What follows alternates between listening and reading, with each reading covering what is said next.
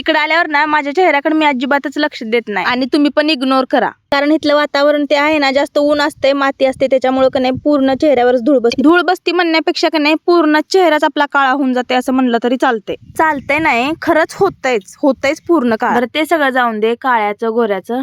मी इथं आलेलो, मला 2 दिवस काहीतरी सुख पडून दे म्हणून, पण इथं आल्यावर ना माझी झोपच उडली पूर्ण. रात्रभर झोपले नाही, कारण सम्राट ना नवीन जागा होती त्याच्यामुळे झोपलाच नाही अजिबात, आणि त्यानं ना मला पण झोपू दिलं नाही रात्री. तरी पण ना मी 5-6 वाजता उठले आणि चूल पेटली होती, मम्मीनं चूल पेटवून ठेवलेली, तिथे जाऊन जरा असं शेकोटी केली, नंतर बाहेर गेलो, ब्रश केला, जरा असं उन्हात जाऊन थांबलो आम्ही 3 जण. आणि ऊन लागल तसं ह्या पोरांनी जे डान्स सुरू केला का नाही, ते थांबायचं नावच घेणार, नुसता दंगा धुडकू सोडवला होता तासभर. ती नाचल तिथवर मी जाऊन पटकन आंघोळ करून घेतली आणि इकडं आले, आणि भावाचा टी-शर्ट नाही घातला असं कधीच होणार नाही, त्याच्यामुळे पहिल्यांदा मी माझ्या भावाचा टी-शर्ट घातला. आणि खरं सांगायचं, असं भावाचा टी-शर्ट कोण घालते आपल्या माहेरला? मी तर कायमच घालते बाबा, आणि मला आवडतंय पण. इथं आल्यापासून ना माझी लय नजर होती ह्या भोपळ्याच्या भाजीवर, कारण ना ती माझी फेवरेट आहे. मग काय जिथं होती तिथली सगळी आणली मी तोडून.